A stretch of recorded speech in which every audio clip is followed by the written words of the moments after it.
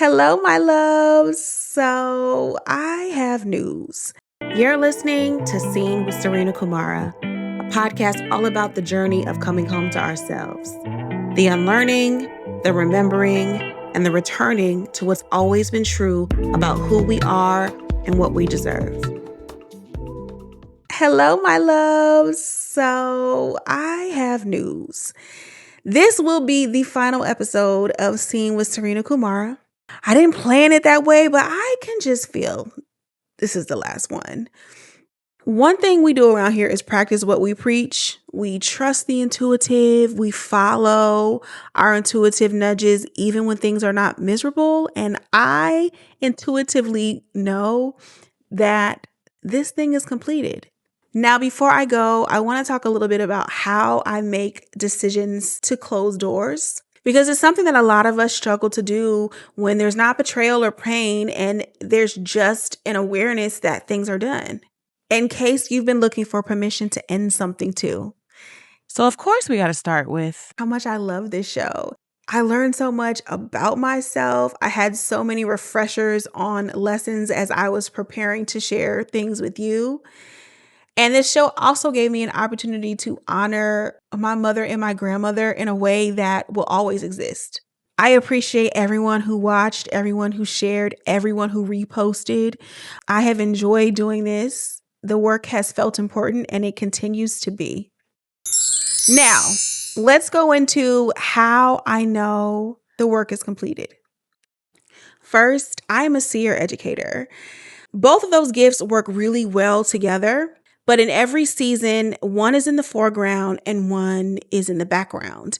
And there's always a very clear shift that I usually don't pick up on until it's in hindsight.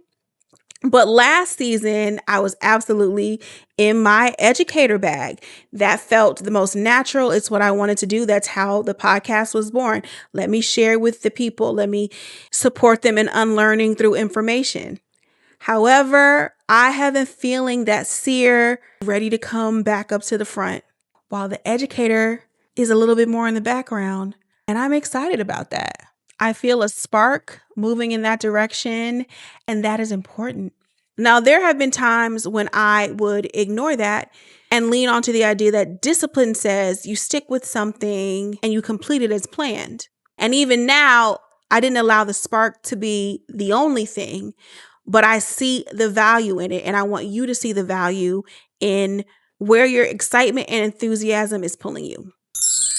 Now, here are some other ways that I can tell. One, my ideas are not flowing the way they were. And I'm not saying just since Mercury retrograde started. One thing I understand is being in flow. While it doesn't mean that everything is incredibly easy and you don't have to put any effort in, there is a friction that comes when you are beginning to move against flow, i.e., something is completed and you want to keep going. Additionally, the joy around this feels different. It's not a lack of joy, it's a different kind of joy, and I can tell the difference. And lastly, and this is the biggest one, is that I can see the next thing clearly and I feel pulled to it. And when I am doing this instead of that, I feel antsy and restless. And I'm highlighting that because people don't always give that the weight that they should. The bottom line that I am trying to share is that completion is beautiful. And it is a beautiful thing to know in your body that something is done before it gets ugly, before you're drained, before you're bitter, before you've been betrayed by something. It's a beautiful thing to be able to trust your knowing and move in the direction of it. And that's one of the main lessons I've been trying to support you in learning since I started this show. Now, yes, this decision was challenging for me because I am a person that values discipline and I do find it really important to finish what you start. But I also know there's a difference between discipline and dragging. And babe, I don't want to drag this. So for now, the podcast is ending. At least this iteration of it. But please continue to follow the YouTube. The channel will remain, and I'll likely continue to create in whatever way feels aligned until it doesn't. And then I'll pivot again because that's what I'm supposed to do. And maybe that's what we're all supposed to do when it's time.